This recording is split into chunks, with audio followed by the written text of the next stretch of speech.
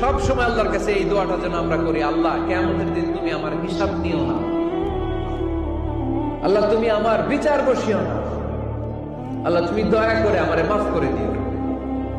আল্লাহ যার বিচার করবেন ও জাহান্নামে যাবে, আর যার বিচার করবেন না সে জান্নাতে যাবে।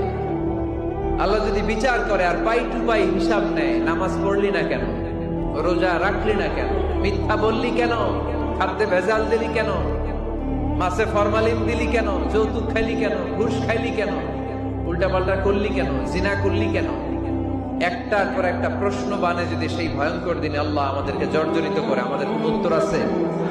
সেদিন আমাদের বাঁচার কোনো উপায় আছে? তাই আমরা সবাই আল্লাহর কাছে দোয়া করবো, আল্লাহ কোনো বিচার টিচার মানি না, কোনো বিচার করতে পারবো না, দয়া করবা। কথা কয় না? কি করবে? এবার আওয়াজ করে বলেন, বিচার চান না দয়া চান?